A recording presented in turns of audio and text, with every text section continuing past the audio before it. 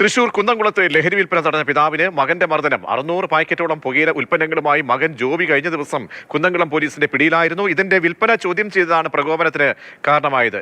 MS Lishoy ചേരുന്നുണ്ട്. ലിഷോയി, എന്താണ് പിതാവിനേറ്റ മർദ്ദനം സംബന്ധിച്ചും മകന്റെ ലഹരി വിൽപ്പന ചോദ്യം ചെയ്തതാണോ പ്രകോപനത്തിന് ഇടയാക്കിയത്?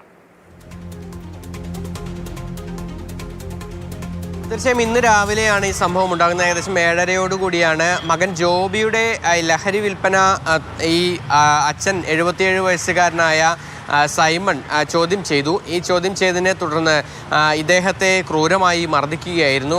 വളരെ ഗുരുതരമായി അദ്ദേഹത്തിന് മർദ്ദനമേൽക്കുകയും ചെയ്തിട്ടുണ്ടായിരുന്നു. പിന്നീട് നാട്ടുകാരും അതുപോലെ തന്നെ ജനപ്രതിനിധികളും ഉൾപ്പെടെയുള്ളവർ ചേർന്നുകൊണ്ടാണ് ഇദ്ദേഹത്തെ ആശുപത്രിയിലേക്ക് മാറ്റിയത്.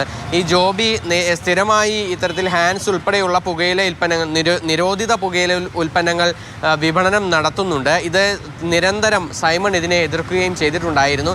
ഇത്തരത്തിൽ ഇത് വാങ്ങാനെത്തുന്നവരെയും സൈമൺ എതിർത്ത് പറഞ്ഞയക്കുകയും ചെയ്തിട്ടുണ്ടായിരുന്നു. ഇതിൻ്റെ എല്ലാം തന്നെ ഒരു ദേഷ്യം സൈമനോട് ഈ മകൻ ജോബിക്ക് ഉണ്ടായിരുന്നു. ഇതിൻ്റെ കൂടി അടിസ്ഥാനത്തിലാണ് ഇപ്പോൾ ഇന്നും സമാനമായ രീതിക്ക് ലഹരി വിൽപ്പന നടത്തുന്നതിനിടയിൽ ഇത്തരത്തിൽ സൈമൺ ചോദ്യം ചെയ്തു. ഈ ചോദ്യം ചെയ്തതിനെ തുടർന്നാണ് ഈ ജോബി ഈ പിതാവിനെ ക്രൂരമായി മർദ്ദിച്ചത്.